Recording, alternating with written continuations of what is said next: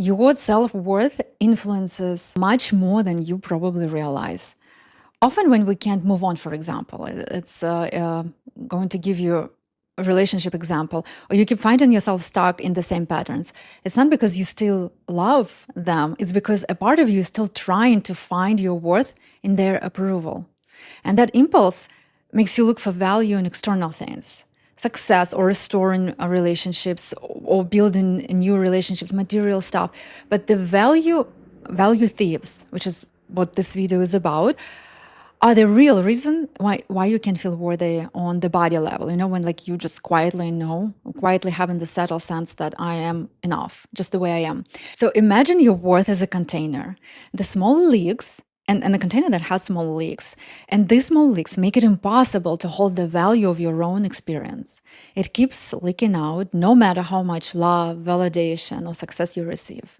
This is also what keeps you stuck longer in different situations, relationships, or in a specific person, because that stuckness is really unprocessed disappointment. And ability to process disappointment, and ability to process disappointment is actually ability to let go of things, directly depends on your connection to self-value. So letting go isn't about just releasing the other person or relationship. It's about releasing the value you placed in that experience. But if you can't connect with it, or if you can't connect with your own value, how can you let go of it? So before you start pouring more value into yourself through achievements, affirmations, new relationships, you have to repair these leaks, like these subtle thieves of self-value. Because without that repair, the more you pour in, the more effort you make, the more aware you become of how empty the container still feels. Self-worth is really just healthy narcissism. And what I'm going to do in this video is that I'm going to compare healthy and unhealthy narcissism to show how self-worth either strengthens through just ordinary everyday life or quietly drains away. So thief number one of self-worth is, of course, comparison, the comparison trap. Healthy narcissism, basically, it's when you feel valuable and look at the world this way. I feel my own value. I can see and value you too. Unhealthy narcissism says something like this: I have to be the most valuable. And people around me are just ways for me to prove it. Comparison and self-worth cannot exist together at all. Comparison steals your worth by making your value conditional. Thief number two, when your boundaries are too rigid. A healthy narcissism says, I have boundaries and I respect yours. Unhealthy narcissism says that my boundaries are law and your boundaries are betrayal. This is based on disguising fear as strength. Real boundaries always protect connection. Rigid ones isolate you. Thief number three is the need for validation. Healthy narcissism looks at the world as I exist and you exist. We can now connect.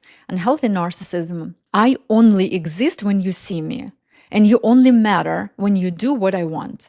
So this thief convinces you that your worth depends on being seen, and you chase recognition instead of connection. The fourth thief is control.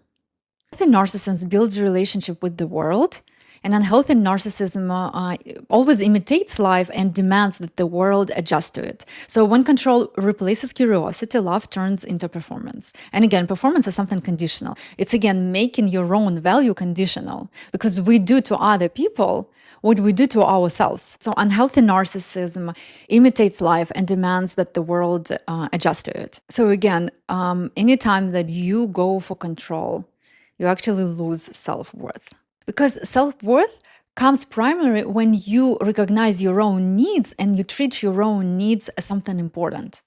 But if your need for closeness gets substituted by a need by control, then you're telling yourself basically that your need for closeness is not important. And it's a subconscious message, but nonetheless.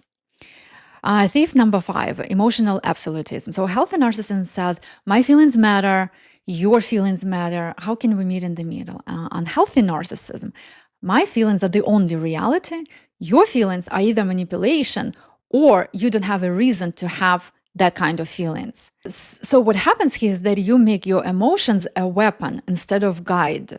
And again, if you lose the contact with the guide, so because feelings always tell you about your needs, and if your feelings become more as a weapon and you look at the other person's feelings the same way, then again, you lose the contact with your needs. And again, you give yourself the same message that my needs are not important.